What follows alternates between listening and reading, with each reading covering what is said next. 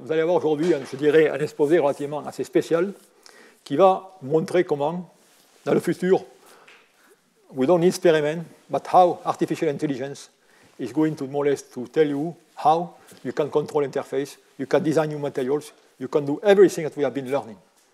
So I will let Tejs Vegge, who is an expert in artificial intelligence, who is running a European program or future European flagship on artificial intelligence, and he will tell you more or less what are his dreams about these techniques and so on. So Tejs, it's a pleasure. I cannot guarantee that I'll give you solutions, but I can share some dreams and some visions we have for how we can utilize artificial intelligence and machine learning techniques to accelerate the discovery of future battery materials, in particular interfacial challenges, and with a little luck. So I would like to share some of our visions for how artificial intelligence can assist us in accelerating the modeling of battery interfaces, ultimately even to the point of being able to do so-called inverse design. I'll get into the details of that a little bit later. Part of this work has been done in my group at the Technical University of Denmark, and like Professor Tarascon was saying, other parts of this is an integrated part of our new large-scale research initiative called Battery 2030 Plus. So I'll try and share some of our visions for the use of artificial intelligence and why it's important to focus specifically on interfaces and interfaces if we want to develop future ultra-high performance battery technologies. So as you will hopefully see, or you will hear in the lecture series here, interfaces really govern the performance of essentially all the battery technologies that we're hoping to develop within the next 10 years, in the European context at least. If we look at traditional battery development and the role of modeling in traditional battery development, you can view it as a quite sequential process. We can start from the atomic scale modeling of materials that I and my group are also doing, and modeling slight changes in the structure or the composition of an electrode and try to see if you can improve the properties. You can then synthesize it. You can use modeling to assist in the characterization of the materials, or you can use modeling to describe cell or pack level performance. But it is a very sequential process that the modeling results and the experimental results will only get you one step forward. You can go more than one step back, but the idea is to change this paradigm of battery development. To get from the point of doing what we would term descriptive modeling to predictive modeling. So one key aspect in the work that we are doing is trying to link structure and composition of battery materials and interfaces directly to its functionality. So very often this would require us to identify so-called descriptors or fingerprints that allows us to establish these links. How changing the structure of composition ultimately changes the functionality of a battery material or battery interface. The visions that I would like to present is actually going beyond that. It is actually going even in the opposite direction. So starting from a desired functionality of your interface and deducing what structure and composition, what environmental properties are actually needed to develop this interface or to maintain the functionality of the interface. Like I said, I'm not guaranteeing you any solutions, but I'll share our dreams and visions for how this can be achieved. We have actually already moved a bit beyond the sequential process, the very Edisonian trial and error based approach that I described on the first slide. And we are now already at a point where we can integrate theoretical calculations. It could be at the atomic scale like here, or it could be multi-scale, with the ability to synthesize battery materials and interfaces with control down at the nanometer scale. Correlate that with in situ characterization experiments performed in synchrotrons or large-scale testing. We can accelerate the development by ensuring direct links between all the quadrants of the circle here. I'll try and show one example that's also related to zinc, some recent work that we did on zinc air interfaces or interfaces in zinc anodes for zinc air batteries, alkaline. We know that many of the dopants that are now being used in primary zinc air batteries will not function for multiple cycles in a battery because their position will not be regenerated every time you charge the battery. But here we can use modeling, try and predict where different additives would actually go on the zinc anode and whether they would stay in the zinc anode. We can then link this directly to experimental measurements like differential electrochemical mass spectrometry here that will tell us whether these dopants have, for instance, reduced the hydrogen evolution problem, which is what you see here, that by adding, for instance, 2 dopants here, indium and bismuth, we can reduce the amount of hydrogen that's evolved relative to the amount of oxygen, so improving the cyclic performance of the battery. We can also see how it influences the overpotentials on charge and discharge, and we can then improve cyclically our behavior of the anode. But we are specifically targeting interfaces and interfaces, because the way we view it, not just in our group, but also in the Battery 2030 Plus in total, is that interfaces and interfaces will play a critical role in all the battery chemistries that we are envisioning. So we need to develop tools that allows us to design, understand, and hopefully even control these interfaces. Like I said, the ultimate dream is to get to the point where we can do this so-called inverse design. But it really requires that we understand the fundamental physical and chemical processes governing the performance of the battery and the development of the battery interfaces. So if we change the electrode or electrolyte composition, how will that influence the interfaces in the battery? And can we control this? For instance, by having additives in the electrolyte that we can activate later on to heal the interfaces. If we look at multi-scale modeling, as it's done now, modeling of interfaces, we already know if we look at the SEI or the solid electrolyte interface or the cathode electrolyte interface, we already know now that for different degrees of evolution of the SEI, different mechanisms can control the formation and the properties of the SEI, whether it's electron tunneling, whether it's lithium-ion transport, or whether it's transport of electrolytes. There are many different regimes where different fundamental mechanisms and also fundamental laws govern the properties. So certain regimes we can actually model or characterize experimentally with high level of detail. Others we cannot. And I'll get back to why this is so challenging. But let me just show you a couple of examples about how this lack of understanding of the limiting fundamental processes can actually lead to completely wrong conclusions about an interface in a battery. I'll take one other example here, which is some work that we did on lithium-sulfur. We're actually just modeling the transport of ions and electrons through the redox end members.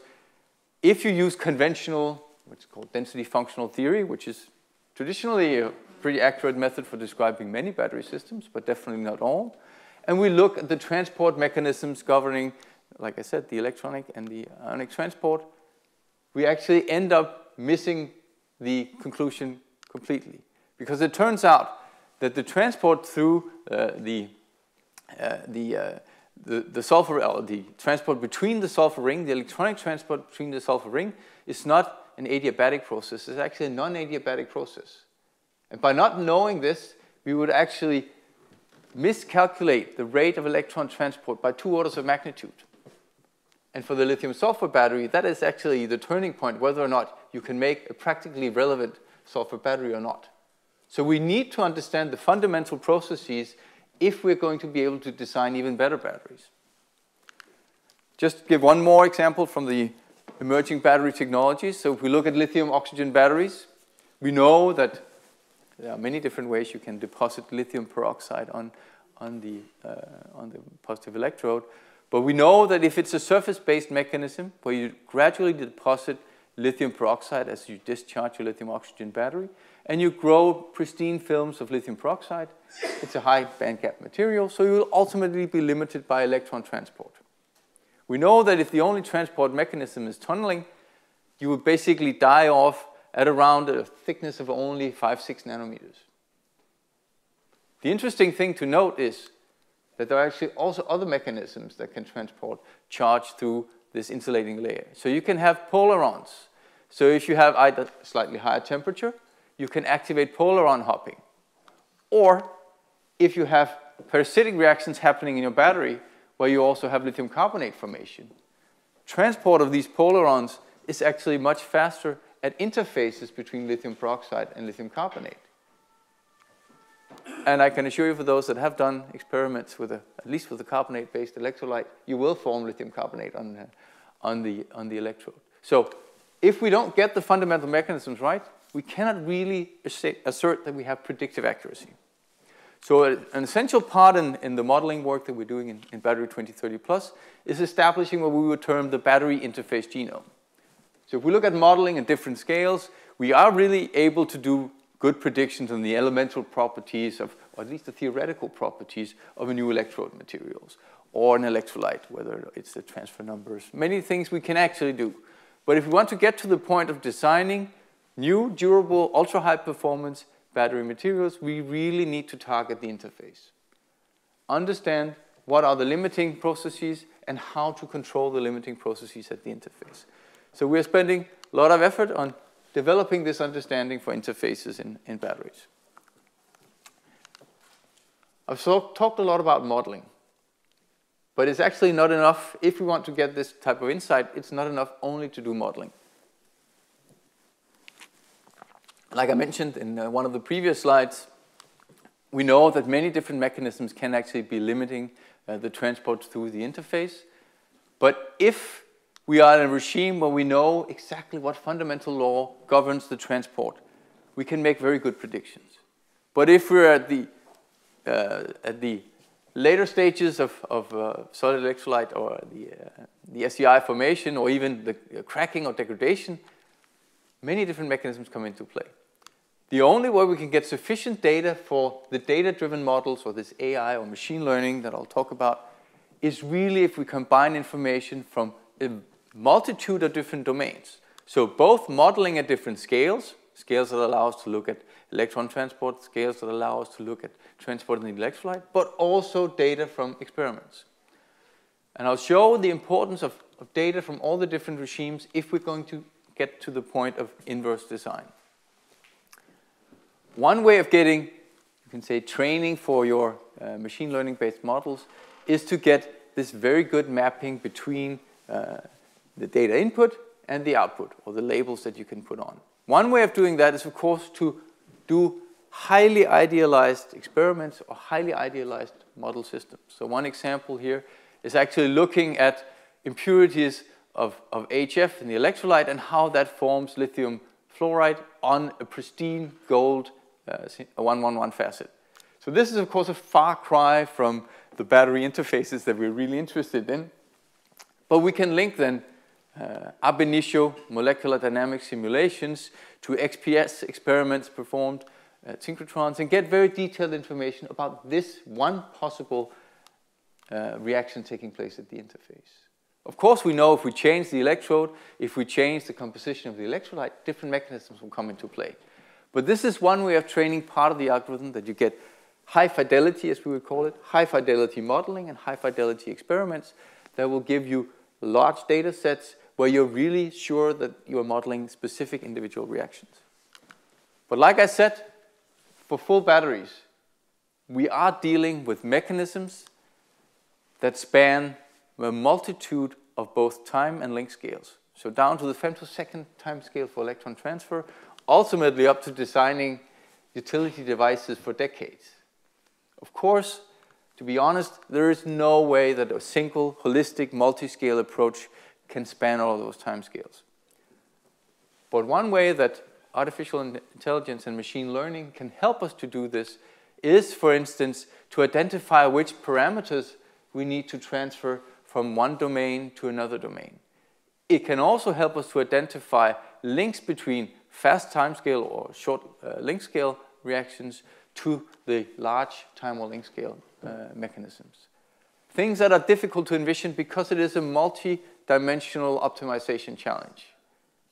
I'll show you some examples of how challenging this is. But just to give you one example about how machine learning can actually be used. Machine learning is a subset of artificial intelligence that I'll describe in the next slide. But this is a computer simulation of what is traditionally viewed as relatively high level or high quality, high fidelity data, so-called ab initio molecular dynamics, where we're modeling interactions between an electrolyte and an electrode, a pristine model electrode surface, and we're generating time series, and those of you that can read it, it acts as picoseconds. If you want to do sufficiently accurate statistics, you actually need to run this for a number of times at what would correspond to different potentials. If you want to be able to deduce what surface species are found at relevant potentials, and how does that influence the performance of the electrode. What might not be visible here is that this is 2 years of a postdoc's life. Just that one plot. That is basically 10 million CPU hours. Even knowing that, we also know that this is actually not accurate enough. There are certain of the bonds that are being made or broken at this high level of theory that we actually do not describe well enough.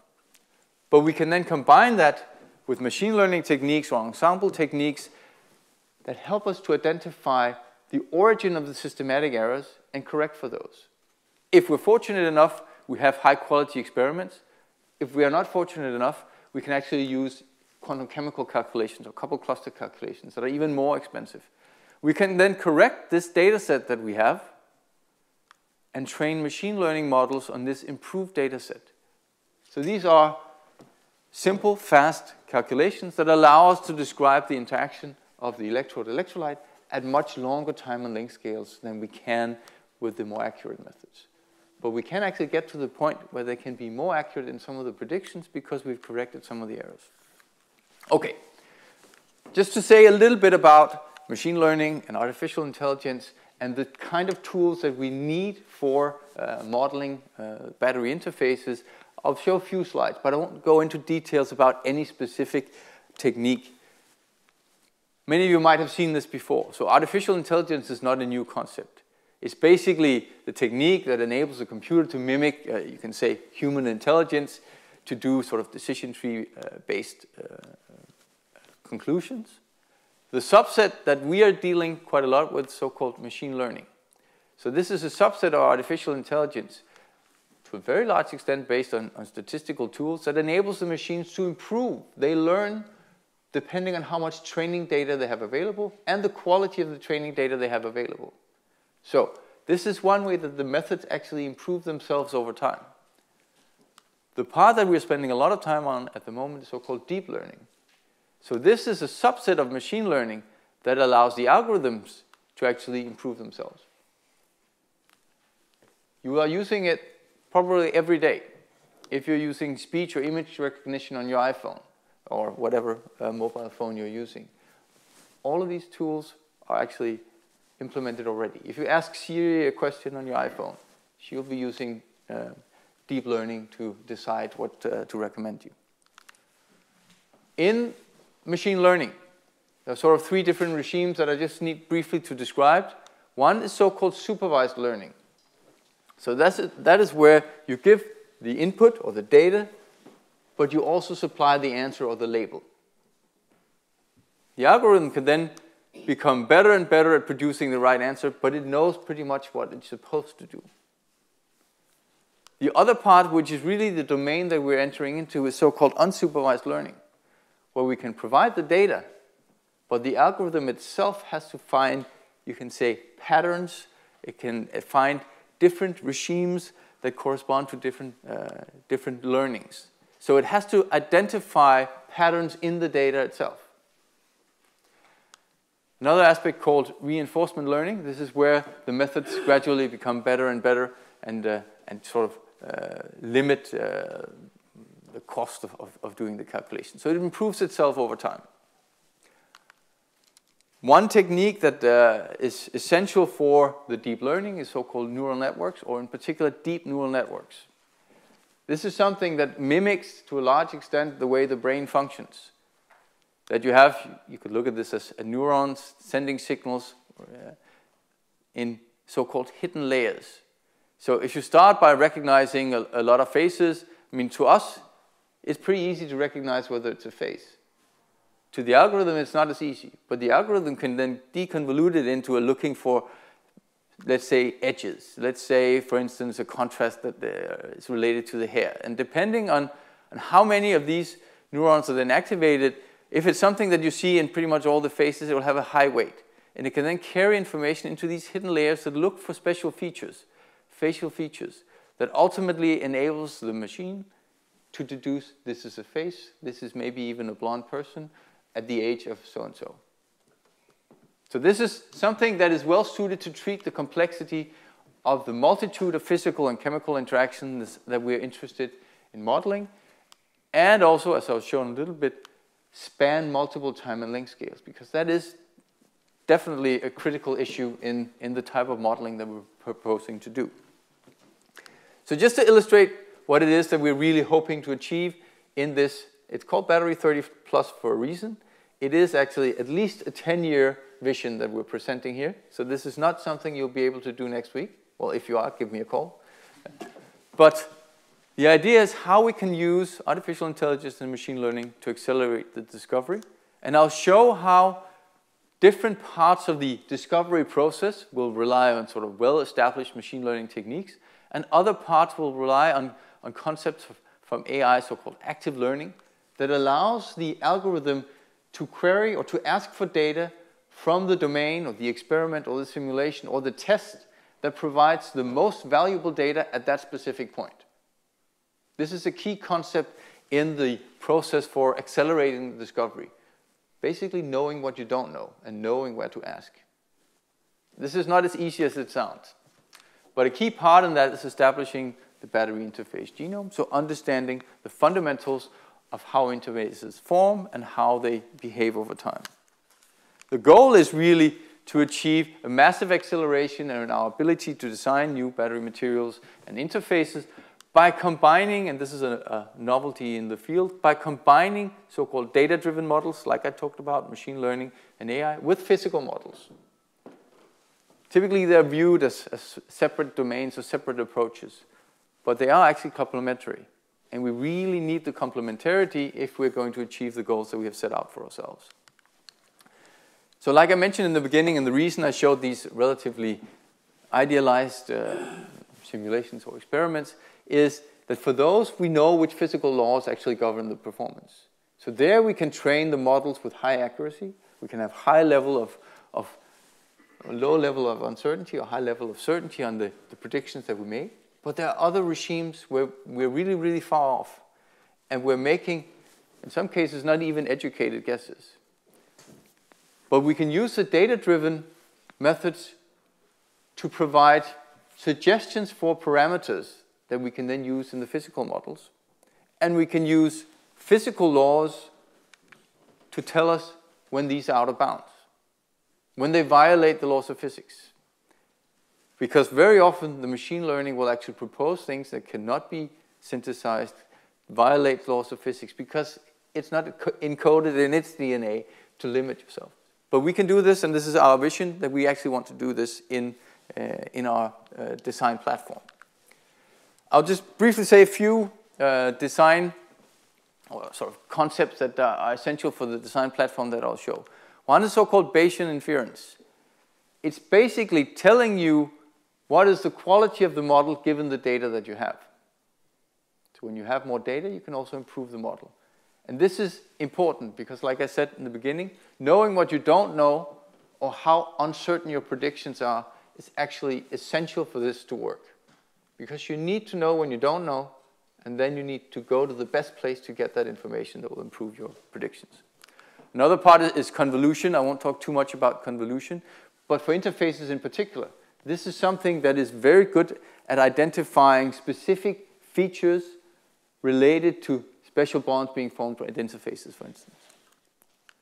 Another aspect is the ability to forecast or predict, because we really want to be able to predict what the interface will do next, or what happens if I change the external parameters. If I go from a C rate of 6.5 to a C rate of 1, what happens? If I change the temperature, if I put an additive in the electrolyte. So, many of the methods that are being used now are not really good at that. They are getting better, but they're not really good at that. Another part is learning from history, learning from prior knowledge. And this is something that's actually essential. You need to know as much as you can about your previous history if you're going to be able to do the inverse design, because that's basically going from your endpoint backwards. And if you lose track of your history, it's almost impossible to go back. So that's another part where so-called recurrent networks are important. The part that I said where we are now is the ability to do, you could say, nowcasting or predicting the very near future, but really we would like this to be able to predict much longer into the future. So now I'll share our vision for a so-called materials acceleration platform. This is one way of designing a platform that will allow us, or the AI, to acquire the right kind of information at the right time. So we can do atomic scale simulations of interfaces and design new battery materials, but we also need our AI to be able to control the synthesis of new materials based on the information available. We can then make the materials or the interfaces with high control, but we also need to be able to do in situ and operando characterization and actually analyze the data on the fly. We have to do multi-scale simulations spanning many scales, have so-called machine learning modules that allow us to do this analysis on the fly. That requires that we have a common data infrastructure. It also requires that we are able to utilize information from, I'll show that towards the very end, hopefully within 10 years at least, also for manufacturing and testing. The AI that's supposed to do this active learning is able to query data from all of these domains all the time. So it has some subset of data. It can actually be from literature, I'll show that. It can be from databases that are already generated, or it can be from experiments being performed at a synchrotron nearby, modeling databases that we have. But then it learns on the fly. This is this active learning where it can query, say, okay, we are entering into a region I can't really see from modeling. I need to do a characterization experiment. I do the automated analysis here. It feeds more data into my databases, and I can update this on the fly and develop new infrastructures.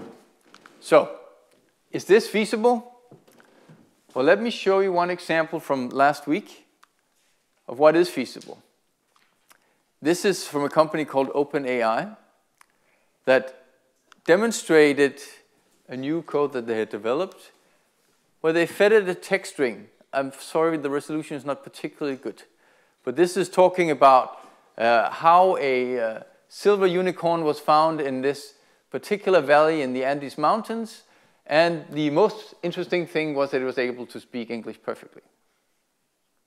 What is then done is that the algorithm is being trained on 40 gigabytes of internet text.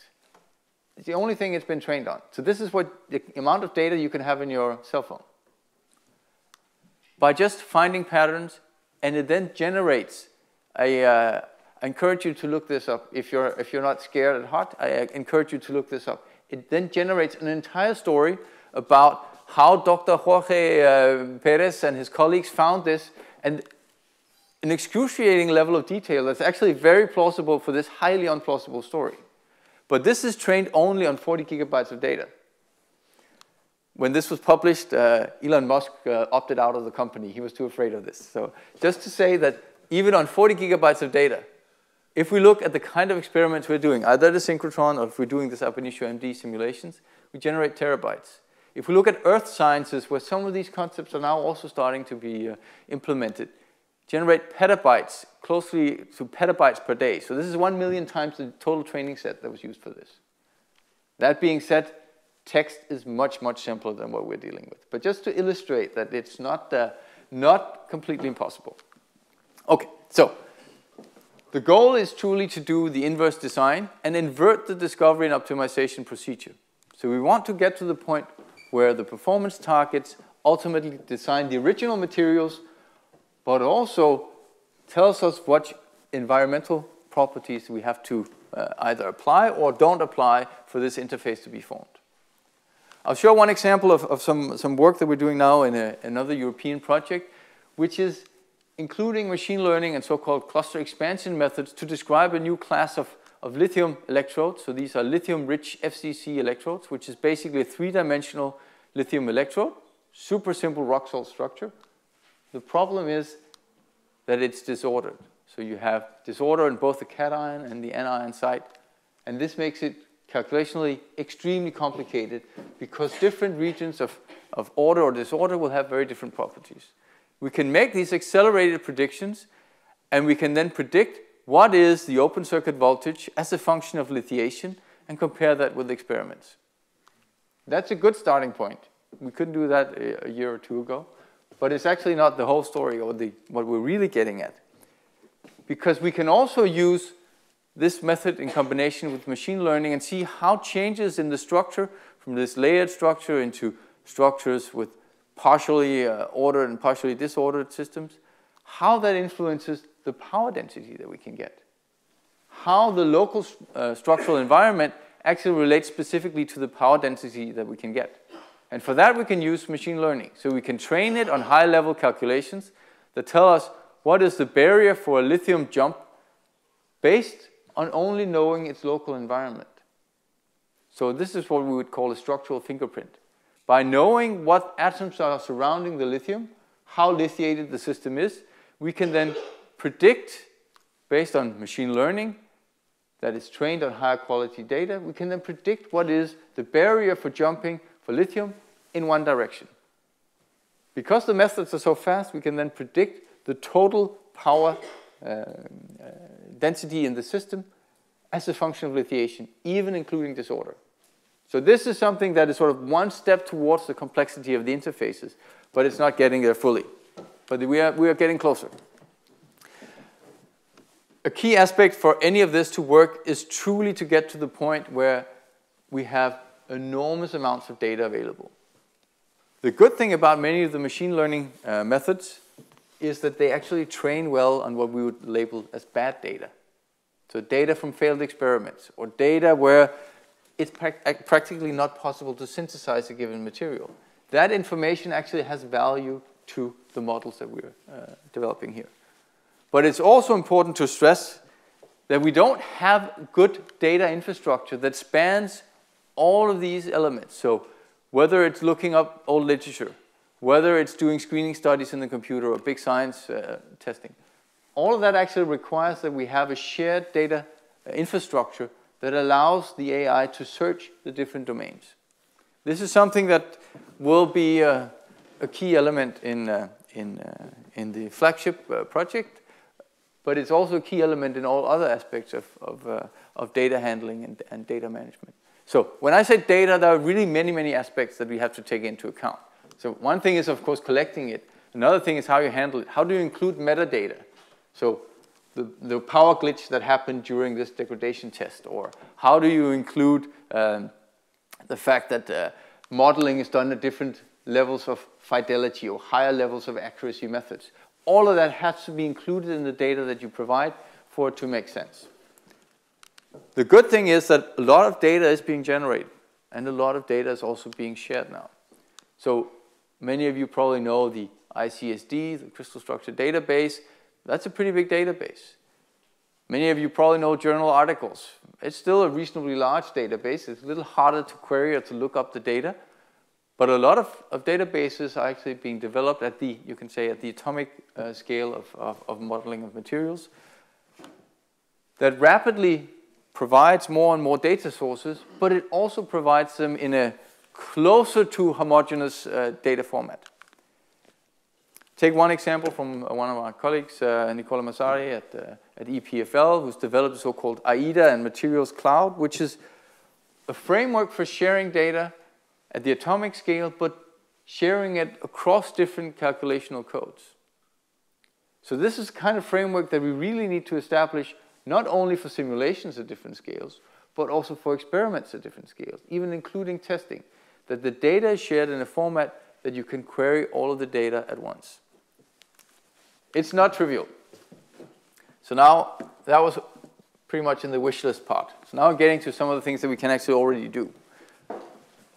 An important thing in generating this data is to be able to translate experiments like, this is, I think, lithium intercalation and graphite, I think, that you see on the left. You see peaks forming and peaks disappearing as a function of lithiation.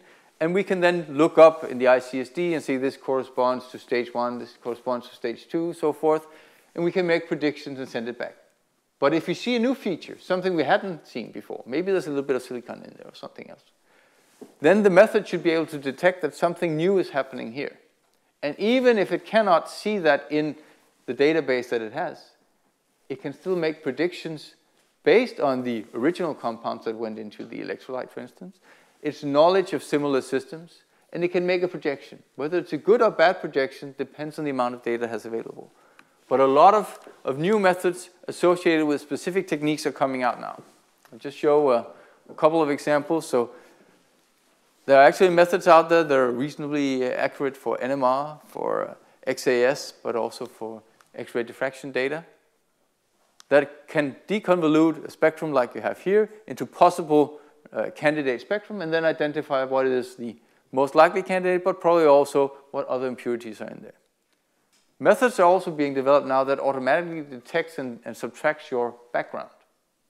So if you have background in your laboratory X-ray diffraction, for instance, it can detect that and subtract that and still deduce what are the peaks and what do they most likely correspond to. So these modules are out there and are being developed as we speak. One important aspect in using experimental data is, you can say, the difference or the distinction between high throughput and high fidelity. So high fidelity to us means high quality data. It's a simple way of putting it. But for the machine learning models which live on data, at some points in time and space, I'll show a couple of examples, more data at a lower quality can actually be more valuable than little data with very high quality. If it's for validating the domains where you have the physical laws that allows you to label data, a few data points with very high quality are very important. But the method needs to know when to query low fidelity or low quality, lower quality but faster experiments, and when to query high quality data. Just to illustrate how we view the linking of theory and experiment and also different methods, because ultimately we want to suggest which materials to synthesize or which additives to have in your electrolyte. So we can use, for instance, DFT calculations to suggest what species form, but we can also go the opposite way and say, okay, now we have UV-Vis or we have Raman data. We can go back and deduce what is the most likely species on the surface that corresponds. So here, this is pretty much where we are today. We can also do it at other length scales. So we can go in and say, okay, what is the change in the potential? We can do kinetic Monte Carlo modeling. We can also do, for slightly thicker layers, we can do XPS, or we can do in operando XRD, and then we can do this input interpretation. But ultimately, we would really like to be able to get all up to the point where we can describe even aging. You can say at certain points, having the high quality data is really, really important. Other points, having much data that is maybe at a lower quality is even more important for the training of the model. But I think one key thing that I would like to stress is uncertainty. I don't know how many of you are familiar with Donald Rumsfeld's quote about the known knowns, and in particular the unknown unknowns, because this is really the situation that we're in. That we are, in certain regimes, we know what we don't know. But there are really also regimes in the lifetime of battery interfaces where we don't really know what it is that we don't know. But assigning uncertainty to the predictions, so the AI-based models, but also to the data points that we get in. So here, this is one field where the experimental world is ahead of the simulational world, because assigning uncertainties to simulations is actually not something that's done very much. But we've developed methods that allows you to do this using machine learning and so-called this Bayesian inference to get uncertainties on your predictions by actually doing, in this case, 2,000 different calculations at a very low cost, because we're basically letting the machine learning try to set up new ways of calculating the method that gives you then an idea of how these likely simulations, how they could model the system. It gives you then an optimized way of modeling the specific system, but it also gives you a spread. So it gives you something about the confidence that you can have in your data. Depending on the challenge you're modeling, the smaller or larger this error bar will be, or this uncertainty will be. I'd like to spend a little time on this slide because it outlines a little bit of the concept of how different methods, whether it's different theoretical methods, whether it's different spectroscopies or electrochemical characterization techniques, really have their prime in different parts of the challenge of SEI evolution. There are certain techniques that are super good, whether we're looking at the modeling I showed earlier about the initial degradation or reactions with additives from the electrolyte on the electrode, or whether it's transport properties or through thin layers of the SEI. Certain methods have their prime in different parts of the, you can say, interface evolution. The color coding here, to some extent, it's a very schematic approach, represents where certain methods would have their prime, where you can say you get the most value for money.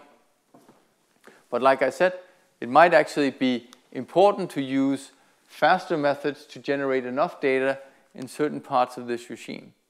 So knowing when a method becomes more and more uncertain is essential for making the right decision on where to go to get your data. And this is the way that we can accelerate the discovery process, by knowing exactly where to go to optimize the models. So, important thing to keep in mind is the value to cost, and cost in this sense can be both fiscal cost or financial cost, and it can be time.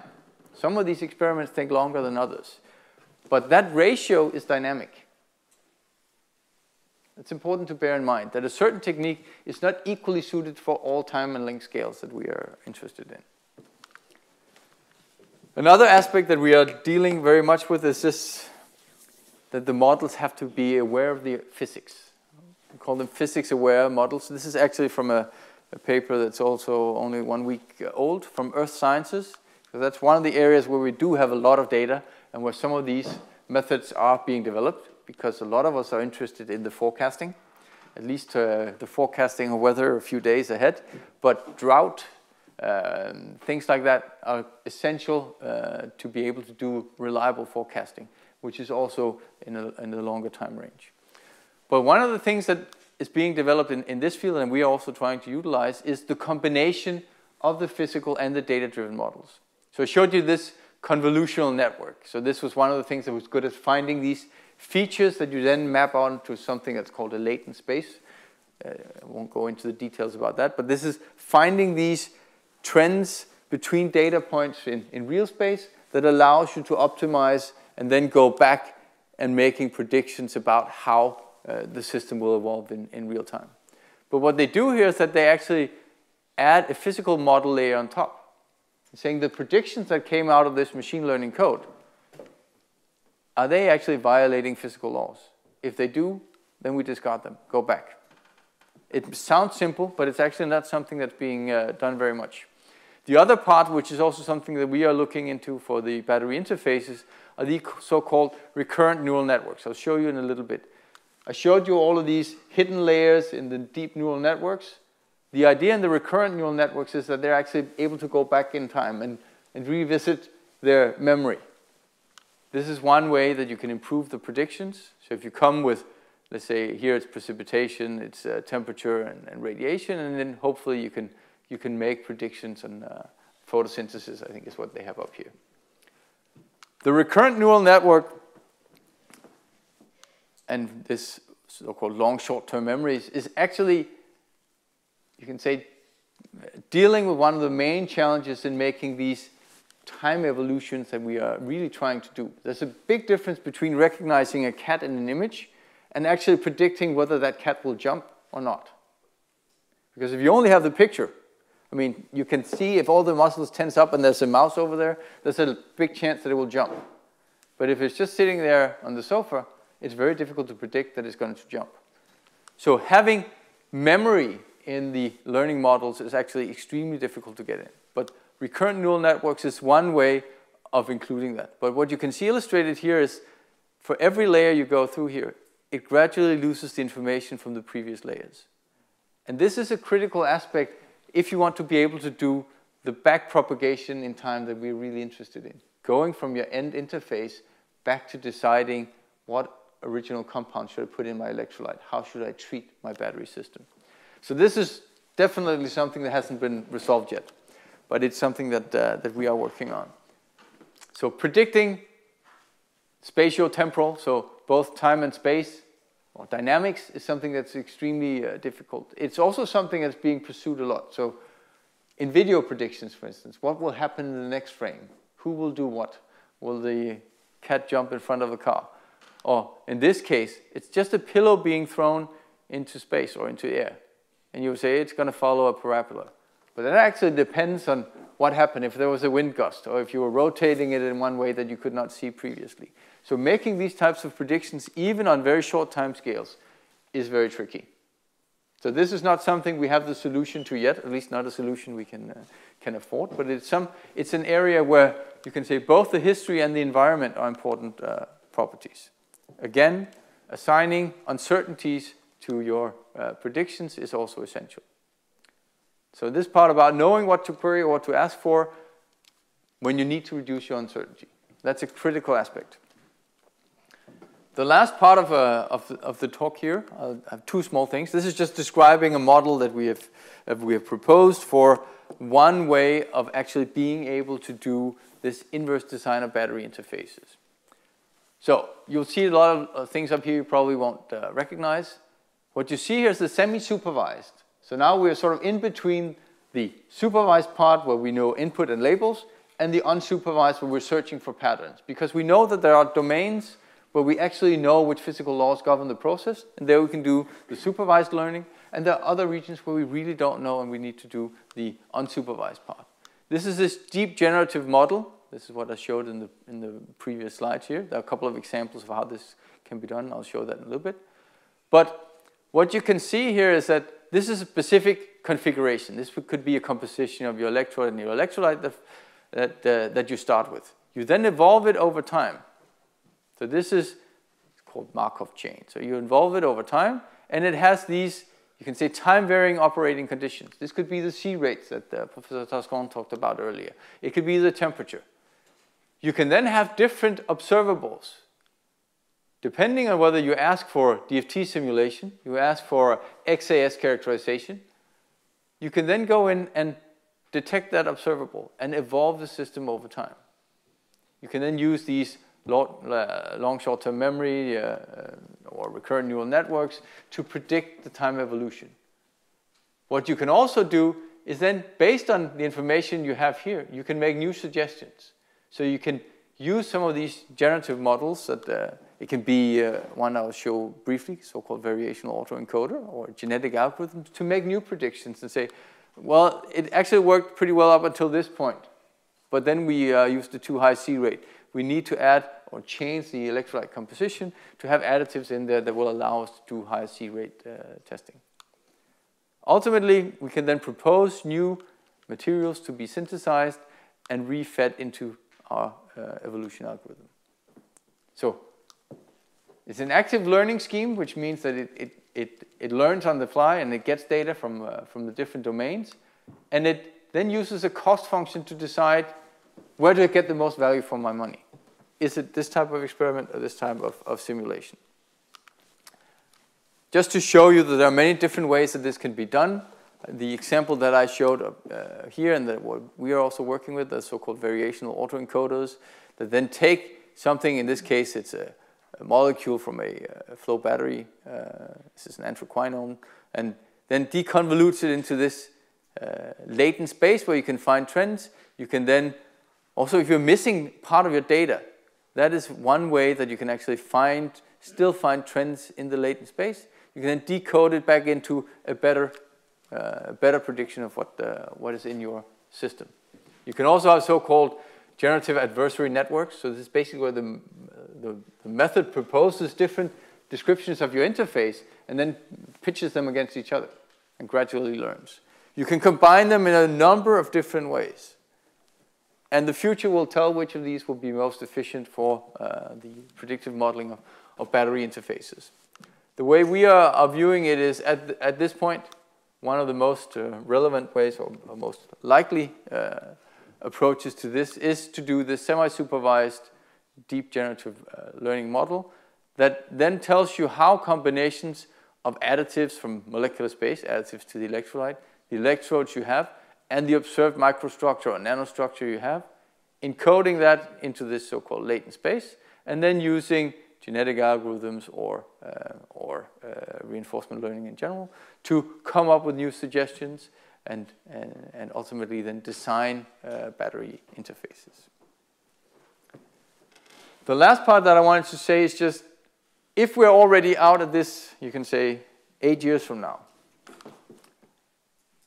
we really also want to be able to control the synthesis at a very high, you can say, high level of detail. So already, instead of going to the end of this sequential development cycle and making an entire interface and seeing if it works and then starting all over, we might end up stopping after only doing a few simulations or one experiment and saying, no, we really need to change the properties of the electrolyte. And that can only be done if you have access to all of the data from all the different domains at once. But we can handle organic materials if it's for electrolyte additives. That can actually be done, and we can learn quite a bit of that from the pharmaceutical industry. Because a number of these concepts are actually being used in biotechnology and in pharmaceutical industry, where you're looking at molecular fragments that you can then add and change. So a lot of these things are being developed, and I think that's important for us to stress as modeling people, battery people, that we can actually learn from whether it's Google or other companies on the artificial intelligence side, or whether it's from the pharmaceutical industry, and we really need to if we're going to be able to do this in 10 years. But how can you do machine learning here? Well, you can actually just let machine learning algorithms determine whether or not you open for a certain valve. You can do characterization. This is an optical characterization. It doesn't really matter. And say, oh, no, sorry, that was too much. You then change the property of this valve. This is something that we can actually do. We can do it on the organic side. It is much more complicated to do it on inorganics. So within a 10-year framework like we are dealing with in Battery 2030 plus, I would say that we should be able to do the organic part autonomously, so without human intervention. The inorganic part is a little more tricky. But one thing that we can do is combine modeling. This is also modeling of synthesizability.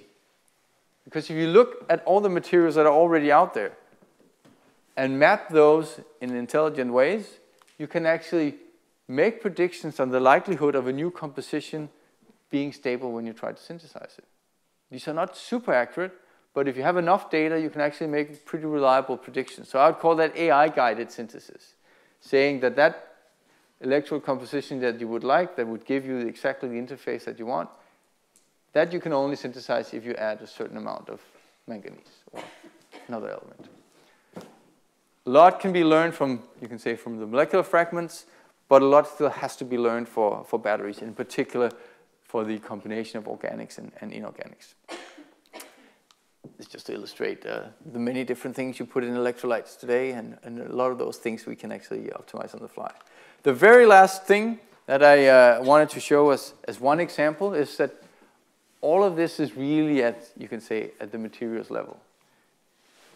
In time, I won't put a timeline on it, we also need to be able to include manufacturing and fabrication. Because you can have the best materials, but if you cannot fabricate them. Also, if you try to make a magnesium battery, actually rolling it up in the cell, it's difficult with the magnesium foil. So there are many things that we also need to include in the optimization of batteries if we really want to get all the way to the cell level. So there's some nice work, and Alejandro Franco and his ERC Consolidated grant about trying to implement machine learning techniques in optimizing the manufacturing processes. More work also has to be done in this. Just to give you a few perspectives, a little bit of an outlook. I don't know if I convinced you, but at least I've shared some of our visions and our dreams. And like I said, I didn't promise any solutions, but at least these are some of our dreams. That we can transition from this Edisonian and sequential battery development. And one way of doing that is to use machine learning and artificial intelligence in certain parts of the discovery process. In particular, developing methods that allows, you can say, this active learning where the method is able to go and get data from the simulation experiment or the test where it gets the most value at that specific point in time. Whether it's to reduce the uncertainty in the system or validate which physical domain you're in, if it's electron tunneling or so forth, that part is going to be key if we're going to achieve this acceleration that I talked about. Another part, which is, I mean, we are pretty much already there, is that you can do this autonomous or semi-autonomous interpretation of characterization data. This really doesn't mean that the computers can do a better job than the experimentalist doing the experiment. But it means that they can do the same job. It means that they will make the same conclusion based on the data, whether it's done in my lab or in a lab here at Collège de France, or it's done in Asia. They will make the same conclusions and likely also the same uncertainties or same errors. We proposed one way of doing this. You could call it physics-aware data-driven models, but where you have both the physical models and the data-driven models working together and building on their strengths, and then doing these deep generative learning models that allows you to predict into the future. Still, this is the very near future. We have to be honest to say that it requires a lot of data to do this right. The other aspect that I mentioned, the ability to do this value assessment on the fly. What do I really need the most right now? That's another aspect that we'll be spending quite a bit of time on. Good and bad data. So you would think that the fact that these models train well on bad data should be good. But it's actually not trivial to get, you can say, all the sectors that have valuable information, whether it's academia, whether it's research institutes, or whether it's us driving our cars. Are we willing to share all the drive patterns, even when we were speeding in a school zone? Are we willing to share all that information to improve the batteries of the future? It's not trivial, but sharing of data, good and bad, is a key aspect. We have put all of these ideas together into something that we call Big Map. I think actually due to a lawsuit here in France, I think we could have called it Big Mac now. I think McDonald's lost the claim to the name, but I think we call it Big Map, which is combining the interface understanding with the materials acceleration.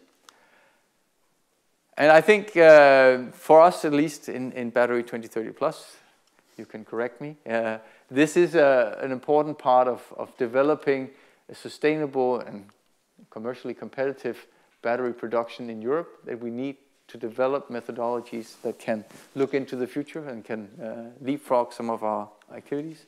If you think this doesn't sound too crazy, you are more than welcome to come and endorse us here at this website. You can click on it and say they're not completely crazy. But at least I hope that some of you will go and take a look. And with that, I would just like to acknowledge the people that did this work. I think it's very important to stress that I didn't do any of it, basically. That it's a couple of our postdocs, Agir Bohomik and Peter Bjørn, who did the development of the deep generative model, Rune Christensen on the uncertainty estimations, and Jinyun Chang and Sten Lysgaard on combining genetic algorithms and machine learning techniques, cluster expansion machine learning techniques. A lot of our experimental collaborators, Ole Winter on the fundamentals of deep learning, but also our collaborators. So here I've listed some that are specifically involved in the projects that we have here, but this list could actually have been very long, because a lot of the method development that is being done here is being developed to be versatile, that is being developed on different systems to be able to treat new emerging chemistries and materials that we haven't even thought about yet. And I think that's another very important part of what we're doing.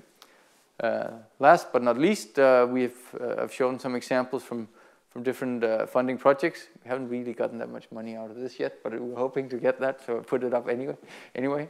This is a new project we have at home, where we are developing the methodologies for accelerated discovery. And with that, just thank you for listening.